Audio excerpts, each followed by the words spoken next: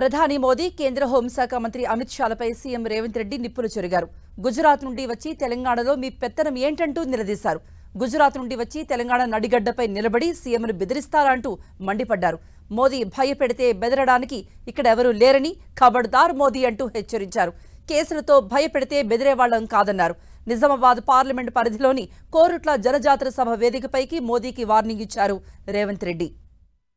ఈరోజు భారతీయ జనతా పార్టీ 400 సీట్లు గెలవడం ద్వారా రాజ్యాంగాన్ని మార్చేసి దళితులు, గిరిజనులు, బలహీన వర్గాల రిజర్వేషన్లు ఎత్తేసి ఈరోజు పేద వర్గాలను దెబ్బతీసి కార్పొరేట్ కంపెనీలకు, అదానీలకు, అంబానీలకు ఈ దేశాన్ని అంబాలనే కుట్ర జరుగుతున్నది.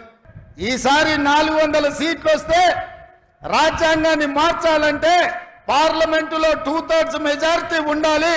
అందుకే 400 సీట్లు తీసుకొని రాజ్యాంగాన్ని సమూలంగా మార్చి రిజర్వేషన్లను రద్దు చేయాలని ఈరోజు ఆర్ఎస్ఎస్, బీజేపీ కుట్రలో భాగంగా ఈరోజు వాళ్ళు ప్రయత్నం చేస్తున్నారు. మీ కుతంత్రాలను తిప్పి కొడతామని వాళ్ళ రాజకీయ ఎజెండా మీద నేను బహిరంగంగా మాట్లాడిన. భారతీయ జనతా పార్టీని ప్రశ్నిస్తే ఈ దేశ ప్రధానమంత్రి నరేంద్ర మోడీ, ఈ దేశ హోంశాఖ మంత్రి అమిత్ షా నా మీద పగబట్టి ఢిల్లీలో కేసు పెట్టిండ్రు. ఎవరయ్యా ఫిర్యాదుదారంటే కేంద్ర హోంశాఖను స్వయంగా పోయి రేవంత్ రెడ్డి బీసీలను, ఎస్సీలను, ఎస్టీలను జాగృతం చేస్తుండు. వాళ్ళ రిజర్వేషన్ల రద్దు మీద ఊరూరు తిరిగి ప్రచారం చేస్తుండు. ఆయనను అర్జెంటుగా అరెస్టు చేయాలని ఢిల్లీలో కేసు పెట్టిరు. కేసులకు భయపడతామా సోదరులారా? మీ సోదరుడు మీ రేవంత్ అన్న కేసులకు భయపడతాడా? చంద్రశేఖర్ రావు చెర్లపల్లి జైలుకు తోలితే భయపడ్డామా?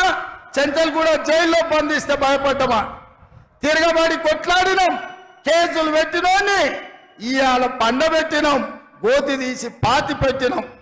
నేను అదే మాట చెప్పదలుచుకున్న బీజేపీ నాయకులకు, మీరు ఢిల్లీలో పోలీసులు ఉండొచ్చు, ఈడీ ఉండొచ్చు, ఇన్కమ్ ట్యాక్స్ ఉండొచ్చు, సిబిఐ ఉండొచ్చు, మీ దగ్గర నా దగ్గర 4 కోట్ల తెలంగాణ ప్రజలను, 50 లక్షల తెలంగాణ యువకులు ఉన్నారు. మా రాష్ట్రం నుంచి వచ్చి నా రాష్ట్రానికి వచ్చి నా రాష్ట్ర నడిగడ్డ మీద నిలబడి ఈ రాష్ట్ర ముఖ్యమంత్రిని బెదిరిస్తున్నావంటే తెలంగాణ సమాజం ఎడ్డిదో గుడ్డిదో కాదు. నువ్వు భయపడితే భయపడడానికి ఇక్కడ ఎవరు అమాయకులు లేరు. ఖబర్దార్ ప్రధానమంత్రి గారు, మీరు అనుకుంటుందేమో తెలంగాణ గడ్డ మీదకి గుజరాత్ నుంచి వచ్చి బెదిరిస్తామని.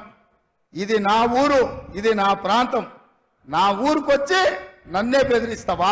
10 సంవత్సరాలు తెలంగాణ రాష్ట్రాన్ని పట్టి పీడించి ఈ రాష్ట్రాన్ని సర్వనాశనం చేసి 10 ఏళ్లలో 100 ఏళ్లకు సరిపోయే విధ్వంసం చంద్రశేఖర్ రావు చేసి ఈ రాష్ట్రాన్ని దోసుకుంటుంటే మీరందరూ కలిసికట్టుగా అండగా నిలబడి ఈనాడు ఇందిరమ్మ రాజ్యాన్ని, కాంగ్రెస్ ప్రభుత్వాన్ని తీసుకొచ్చింది.